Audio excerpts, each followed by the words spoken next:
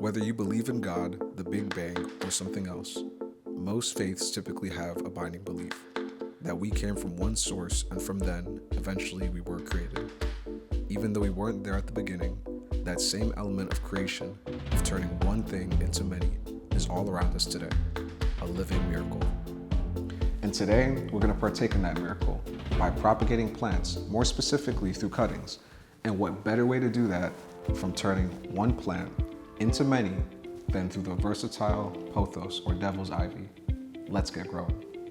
A member of the Hedera genus family, pothos is known for its aerial roots that help it climb surfaces. It's very adaptable, surviving in shady understories to bright indoor spaces, and in many ways, it's so resilient that when left to its own devices, it can create havoc as a vine, even considered invasive out here in South Florida when not properly controlled. And as a vine, one of the key features of pothos is its nodes, which are the points where leaves and aerial roots emerge. With them, it crawls insanely slowly, adapting to most conditions it's put in. These nodes also serve as crucial points for propagation, or in our case, vegetative propagation, a process that involves encouraging a piece of a parent plant, like a stem, leaf, or root, to grow new roots. Hormones called auxins, which are found in all plants, are concentrated in these areas. They regulate plant development and growth. In our case, they are also going to help our cuttings to grow and create adventitious roots, or roots that grow from non-root tissues like stems or the cuttings we've gathered. It's kind of crazy how any part of the plant has just enough DNA, kind of like a backup to a hard drive, to store all of the plant's information for the next generation. Now let's get to the fun part. There's two main ways of propagation through cutting that we're going to discuss: propagation through water and propagation through soil. Let's get into it. For the water method, we'll start by taking a healthy cutting with at least 2 nodes. We'll remove the bottom leaves and place the cutting in a jar of water. It's not super necessary to submerge the aerial roots, just focus on the node itself. Make sure to change the water regularly. About every 5 days or so should do it. While you can use a clear container for this process, and they generally help you see root growth easier, and they look aesthetically pleasing, dark containers typically work better as they prevent algae from growing in the water with your new plant. Over time, your cutting will develop roots. Once those roots are a few inches long, you can pot the cutting in well-draining soil, like in our next step. But before we get there, if you guys find this video enjoyable at all, give it a like, subscribe, you already know what to do. Leave a comment if you have any feedback. This channel benefits immensely from you guys engaging with it. Thank you, and let's get back to the video. Now, we'll be planting in soil. You'll need a couple things: a smaller, decent-sized pot, a well-draining potting soil medium, something not too cakey since our new roots will need room to breathe.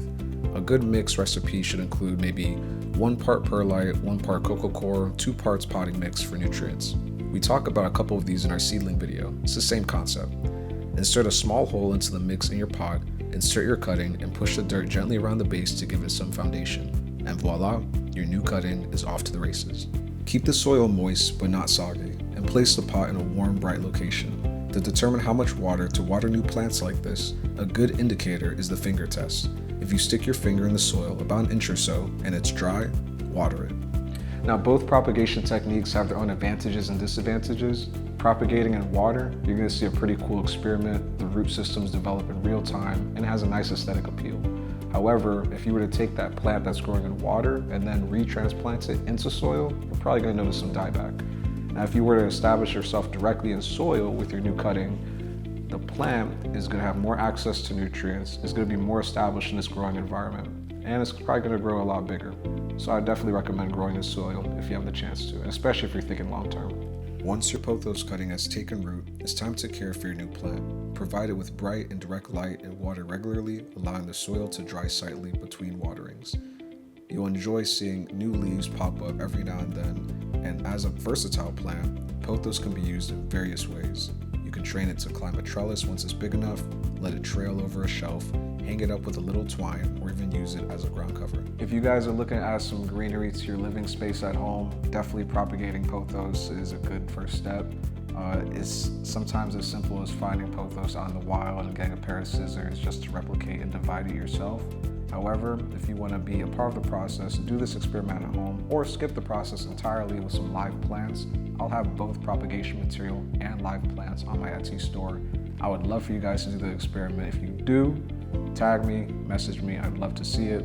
This is even a form of propagation, me just dividing some of these plants at home and then having you guys divide at home. amazing. I'd love to see that for sure. For me personally, Pothos was one of the very first plants that really took to propagating and replicating by cutting. So it was definitely a great experience for me to be able to share this and teach this to you guys. If you guys like this video, subscribe, comment. You already know what to do. This is Growing with Dev, and I'll catch you in the next video. Peace.